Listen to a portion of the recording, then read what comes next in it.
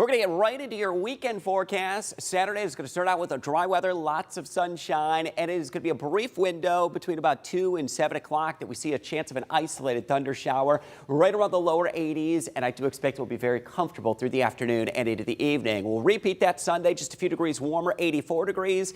Chance we get 1 or 2 isolated storms into the afternoon. It's not going to be anything widespread, and I don't expect any risk of any strong or severe storms. Just a few garden variety thunder showers possible into the weekend. Very comfortable weather, upper 70s and lower 80s across the area. What a spectacular Friday evening we do have in place. So what is going to spark those isolated chances of a few thunder showers? A little wave that's riding through the atmosphere, and we look up toward parts of Minnesota and Wisconsin, and that little wave that is sparking up a couple of those isolated showers and storms should look fairly similar over our area as we get into tomorrow afternoon and into Sunday. Quick recap of the strong storms that came through parts of the Great Lakes region yesterday. We had a few complexes of storms. A really strong storm that came across northern Indiana through Fort Wayne down into central Ohio. Some storms that rumbled across our area, and another large complex of storms that swept through northeast Ohio and into Pennsylvania and upstate New York. Now, generally speaking, we were fortunate. No major reports of severe weather, although we did get some large hail down toward Ada in southern Hancock County.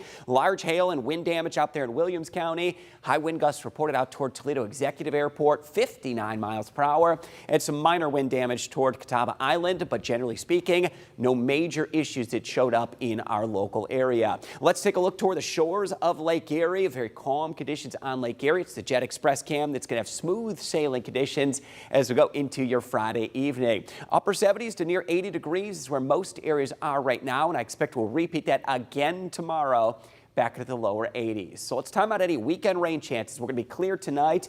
A little bit of a crisp feel that's going to develop into tomorrow morning. We'll see lows back close to 60 degrees. There's your morning sunshine. It'll stay bright much of the morning through about lunchtime. Right around noon, clouds will build up, and it should be after 2 o'clock. We get a few isolated thunder showers. It's going to be very hit or miss. Don't count on this to ruin any plans.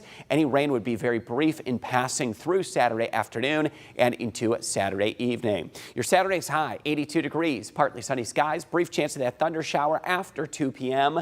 And your extended forecast, just a slim chance of a shower or storm Saturday or Sunday. We'll carry that chance into Monday and Tuesday right around the mid-80s, a little more humid early next week for Monday and Tuesday. Then here comes the heat. By Wednesday, we're going to head toward 90 or warmer and really hot, sticky, steamy weather Thursday and Friday. We could be talking back-to-back days in the mid-90s.